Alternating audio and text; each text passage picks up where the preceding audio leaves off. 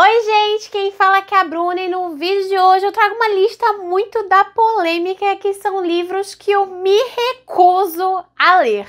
E antes de eu falar quais são esses livros que eu quero passar longe, já quero pedir para você deixar o seu like, se inscrever aqui no canal caso não seja inscrito, pois não falamos somente mal de livros aqui nesse canal, tem muita resenha, listas positivas, então se liga que aqui tem muita dica literária boa. E já compartilha esse vídeo com aquele amigo que gosta de falar mal de livro mesmo. E já faço convite para você me seguir nas outras redes sociais, aqui na descrição estará o link delas. Agora chega lenga-lenga e bora para esses livros que eu não quero nem pintado de ouro. Bom, eu separei 10 livros que vocês não irão me ver ler e nem comentar aqui no canal. Então, se você já tá esperando uma resenha desse livro, já sai do seu cavalinho que, ó, não vai vir não, hein? Não vai vir não. Começando por ele, que vai ter adaptação nos cinemas.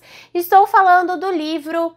Vou deixar a capa aqui. A Cantiga dos Pássaros e das Serpentes. Sim, esse livro se passa no mesmo universo da minha série favorita de distopia, que é os Jogos Vorazes, só que é uma história que se passa anteriormente dos Jogos Vorazes. Aqui é meio como surgiu os jogos. Mas confesso para vocês que eu não pretendo ler e que para mim, Jogos Vorazes fechou tão bonitinho. Eu detesto. E nessa lista vai ter muitos casos desses de livros que passam anos e o autor decide, então, né? Vou ganhar um dinheirinho a mais aqui com os meus fãs, das minhas obras-primas e vou lançar um livro aleatório. E esse não deixa de ser o caso, além de ser um calhamaço. Então, pode ser que eu assista a adaptação só por curiosidade, mas não me interesso nem um pouco em ler. Eu não gosto de estragar minha experiência, ainda mais livros que eu li na minha adolescência. Então, não mexe com quem tá quieto. Bora pro próximo. Essa série de fantasia é aclamada por muitas pessoas e talvez eu seja cancelada em falar que não lerei Trono de Vidro, da Sarah J. Maas. Gente, eu já estou cheia de livros e séries para começar, para continuar na minha estante. Essa série aí tem mais de 7 livros. Então não quero. Eu quero ler livros de fantasia que eu já tenho na minha estante, que traz uma diversidade, que me chamou a atenção. O primeiro livro, Trono de Vidro em específico, parece uma história bem interessante de uma assassina e tal, mas já me cansa só em saber que são 7 livros. Então, por esse motivo, não. Eu até tenho aqui na minha estante um livro da Sarah J. Maas, que é Cortes, Espinhos e Rosas, nessa versão de luxo, que sendo bem sincera, só porque é almofadada. Mas assim, ó, eu nem sei se eu vou passar esse livro pra frente, porque eu acabei comprando de emocionada mesmo. Porque acho que saiu por R$32 pra mim, num surto aí da Amazon, logo quando estreou, tá? Acho que não tinha nem passado os 3 meses de estreia desse livro. Só que assim, eu comprei na expectativa de, se os outros livros nessa edição de luxo sair por 30 e poucos reais, aí eu me aventuro nessa escrita. Só que todos os outros que lançaram posteriormente nessa edição de luxo, não fica por menos de 60 reais. Então assim, eu não vou gastar meu dinheiro com uma série que eu nem tô interessada em ler. Então talvez eu me desapegue desse livro aqui. É isso, gente. Esse foi um surto do pessoal da Rede da Dancinha, do Tico Teco. Olha, e que eu fiquei de cara que nessa semana que eu estou gravando esse vídeo, saiu a notícia que um brasileiro conseguiu desvendar esse mistério. E eu estou falando do livro, vou deixar a foto, da Mandíbula de Caim. Esse livro que deu um surto de final do ano pra cá. A Intrínseca lançou um concurso onde as pessoas enviavam as suas respostas e quem descobrisse os verdadeiros assassinatos, a ordem deles e quem foi o assassino ia ganhar um prêmio, sendo que um leve detalhe, tá? No mundo todo, somente 3 pessoas tinham desvendado esse mistério. Aí eu paro e penso pra vocês acham que eu ia ler um livro pra passar tanta raiva?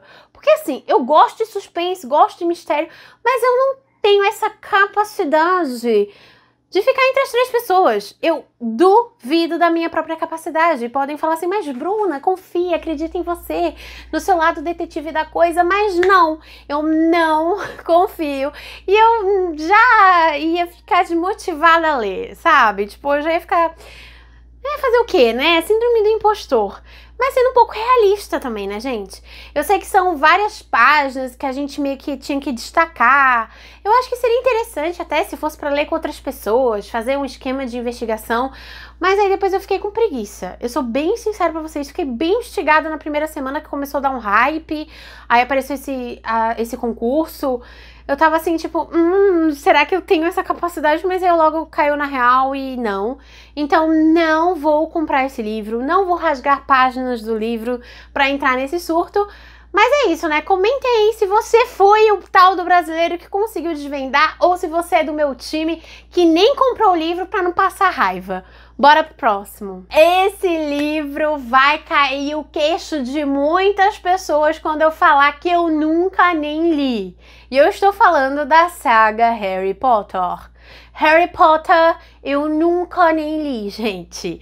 Não me cancelem. Até foi bom, né, não ter lido o livro dessa queridíssima, que não devemos citar o nome, por razões óbvias. A mulher só se mete em polêmica e não reconhece as cagadas que tá fazendo, o que é uma pena porque essa série é conhecida mundialmente, tem muitos fãs. E o que eu fiz na minha infância não foi ter lido Harry Potter.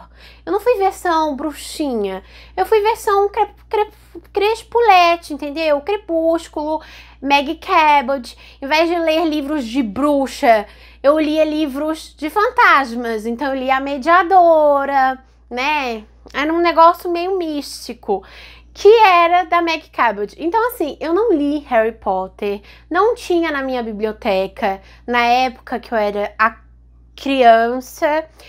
E eu, desde criança, tenho uma coisa que eu não gosto, que é de ver as adaptações e depois ler os livros.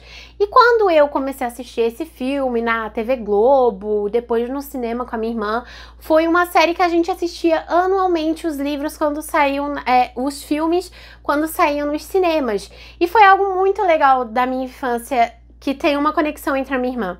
A gente viu muitos desses filmes juntas.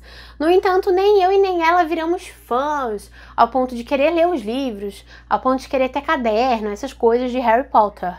Então, meio que a gente foi deixando de lado, foi achando um pouco chatinho. A adaptação, acho que do 6º filme pra frente, ficou uma bosta. Então, assim, não li Harry Potter. Não irei ler. Muito menos sabendo das barbarices que a autora vem falando cada vez mais nas mídias sociais. Então não me cancelem, só não compartilho com vocês esse amor pelo bruxinho. Bora pro próximo livro. Já que eu falei que eu sou crespulete, temos Crepúsculo, né? A saga Crepúsculo, li todos, enfim, vi todos os filmes. Mas, na pandemia, a Stephenie Meyer lançou um calhamaço, que é um tijolo que dá pra matar alguém. Que eu estou falando Sol da Meia-Noite. Vou deixar a foto aqui. Pode dar uma agonia em alguém? Porque tem pessoas que não gostam de ver essas imagens de círculos. É meio agoniante essa romã. Eu acho que é uma romã ou uma fruta estragada, não sei. Eu só sei que eu não vou ler. Mas, Bruna, você é fã de Crepúsculo. Essa é a versão perfeita do Edward. Gente, eu não gosto de ler livros com a visão de outros personagens. Eu acho que isso é só pra pegar a trouxa. Só pra pegar a trouxa fã mesmo, pro autor ganhar mais dinheiro, porque, cara, a história já tá contada lá. É difícil a gente ter visões, pegar nuances diferentes da história só porque mudou a narrativa. E eu acho que ela veio muito ao encontro de querer justificar determinadas atitudes que eram muito ruins do Edward, do relacionamento extremamente tóxico e dependente da Bella com ele. Mas é aquela coisa, o livro foi escrito em 2007 a 2011, se não me falha a memória, o que era uma visão totalmente outra. Então, assim, eu acho que se eu fosse ler hoje a série Crepúsculo, eu teria uma visão de uma mulher de 29 anos, não uma adolescente de 11 anos de idade, fazendo a leitura 12 anos de idade. Eu tenho muito mais bagagem de relacionamentos, de vivência, e hoje é muito mais, né, conversado e dialogado entre as mídias, entre as pessoas, sobre relacionamento tóxico, sobre nós não sermos tão dependentes psicologicamente de outras pessoas, dependentes de relacionamentos, enfim, que a gente precisa ser feliz independentemente de nosso namorado, da nossa namorada, enfim. Eu acho que esses relacionamentos amorosos onde tem muita dependência não é algo saudável. E isso é a nossa visão hoje em 2023, o que não tinha em 2007, 2008 e 2009. Então, assim, eu acho que a gente teve um salto de menos de 10 anos que as coisas evoluíram muito. E muitos livros acabaram envelhecendo mal e têm problemáticas, pois foram escritos numa época onde não tinha esses debates, sabe? Então eu acho que ela veio fazer esse Sol da Meia-Noite para tentar tampar o sal com a peneira de coisas absurdas que tem provavelmente no Crepúsculo. E eu, inclusive, não faço a releitura de Crepúsculo porque eu não quero estragar minha experiência de leitura. Eu quero deixar a minha imagenzinha lá, queridinha, guardadinha. E aí, pra mim, não tem, sabe, motivo de ler um livro na versão do Edward só pra tentar justificar o injustificável. Então é isso, gente. Sem hates, please. Mas comentem aí se realmente vale a pena ou não. Fora que, gente, eu ouvi muitas pessoas falar que o Edward é muito prolixo nesse livro e que ele fala muito e que poderia ser mais reduzido. É cansativo a escrita. Comentem aí. Bora pro próximo livro. E o livro que eu mais tentei na minha vida toda ler e eu abandonei. E abandonei de vez, já me desfiz, já tá em um sebo há muitos anos. E eu estou falando da menina que roubava livros. Vou deixar a foto aqui. A minha versão era até da revistinha da Avon. Eu ganhei esse livro da minha mãe, ela vendia Avon, acho que eu tinha 11 anos. Eu acho que dos meus 11 aos meus 14, todo ano eu tentava ler. Eu passava até da metade na última vez que eu li, acho que eu li quase 200 páginas desse livro. Só que eu acho que eu não tinha maturidade suficiente para compreender a mensagem desse livro. E aí eu desisti de vez, eu me desfiz, troquei por outro livro e bola pra frente. O que eu posso dizer pra vocês é que eu decidi colocar esse livro nessa lista porque, assim, muitas pessoas vão falar assim: ai, Bruna, mas você era uma adolescente querendo ler um livro muito mais elaborado para um adolescente ler. Um livro que você deveria ler estando mais madura, ou seja, estando mais velha, mais experiente. Só que aí eu pensei assim: ai, sendo bem sincera, eu já tentei tanto ler esse livro.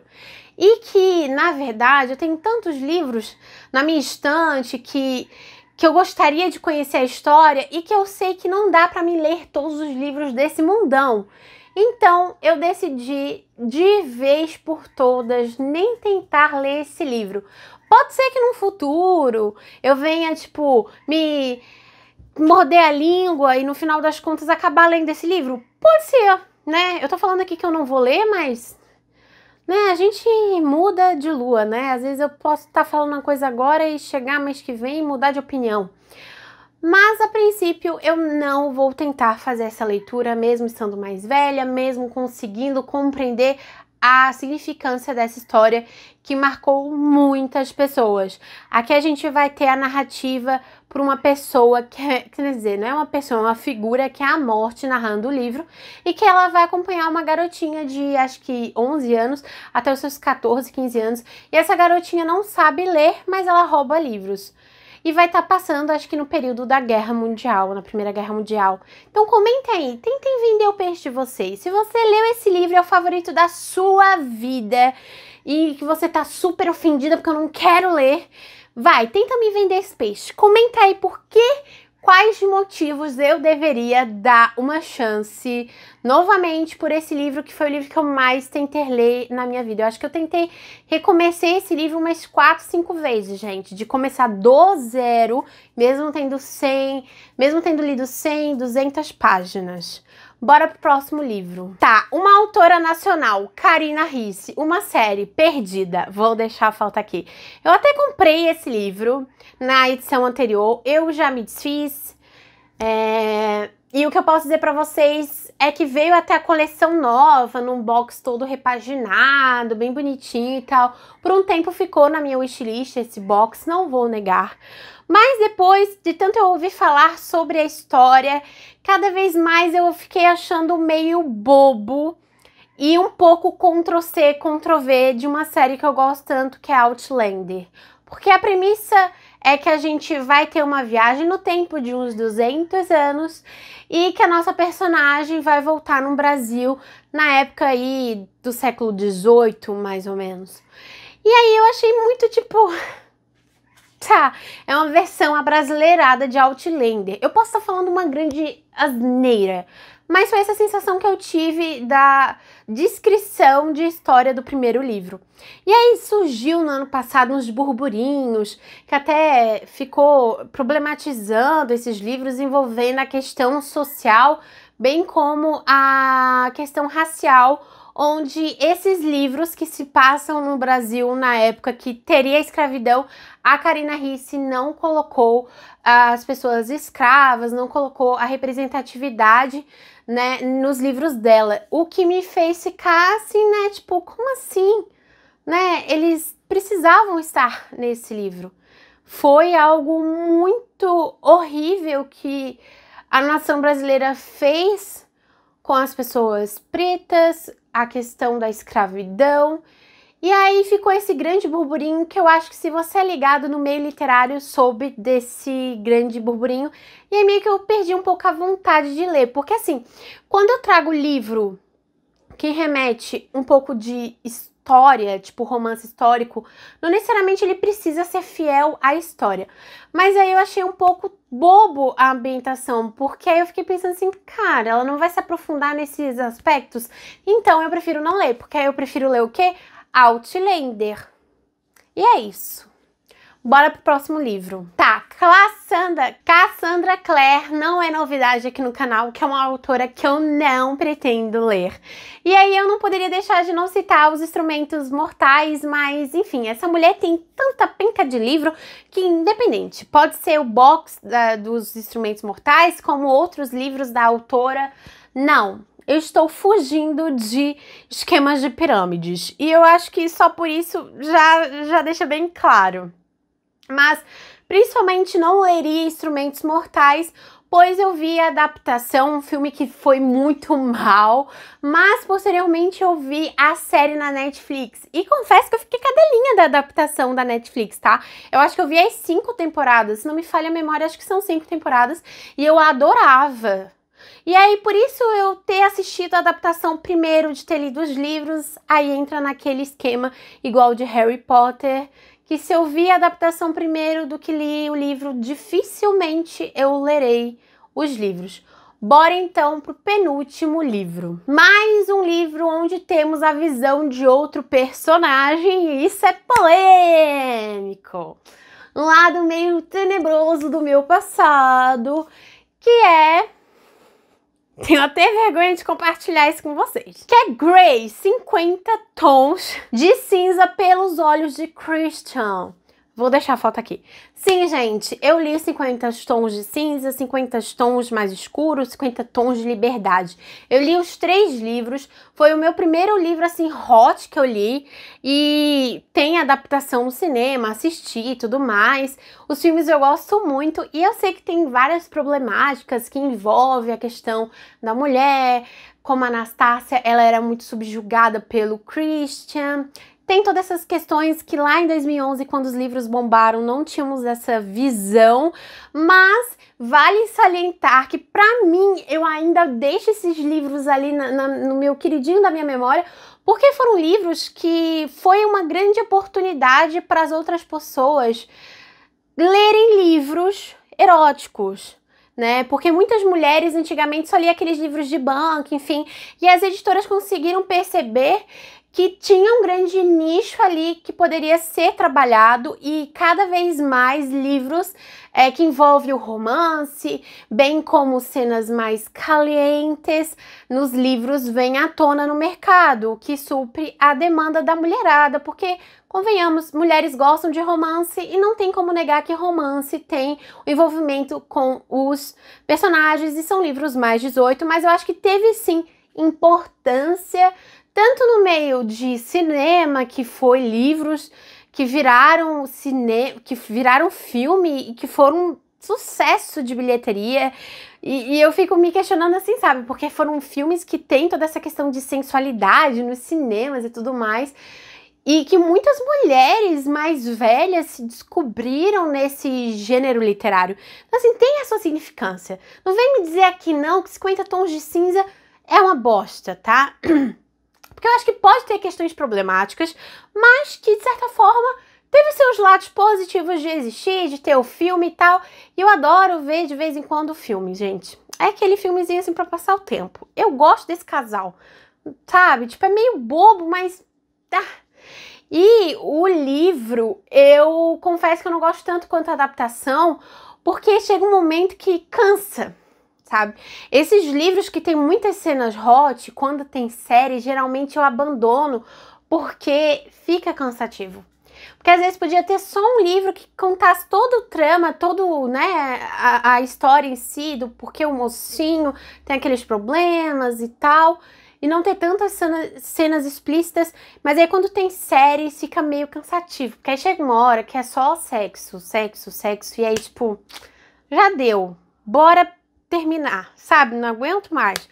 Mas em 50 Tons de Cinza foi uma série que eu consegui ler do início ao fim, que não foi uma série favorita, mas eu gostei bastante.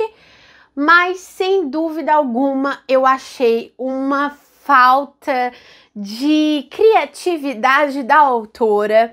Simplesmente escreveu os 3 livros na versão do Grey. Então assim, tem o primeiro, tem o segundo e tem o terceiro. Tipo, a Stephenie Meyer, em Crepúsculo, pelo menos ela fez um livro pro Edward pra falar sobre a série toda. E já essa autora de 50 Tons de Cinza, ela quis ganhar muito dinheiro em cima dos fãs, porque ela fez 3 livros na versão. E o pior é que eles venderam pra caramba. E aí eu me questiono por que as pessoas quiseram comprar esses livros se ia falar sobre a mesma coisa na visão do homem. Então não me entra, não comprarei, nunca lerei esse livro, porque já foi difícil eu conseguir terminar a saga, porque chegou uma hora que cansou, né, devido às cenas explícitas de sapequice. E ainda ficar relendo toda a história na visão do Grey? Ah, para, né? Agora bora pro último livro. Agora esse livro de jeito nenhum, nem que me pagasse eu leria. O filme é uma bosta, eu nem sabia que tinha livro, porque saiu na Netflix e, gente, Safadeza ganha muita bilheteria.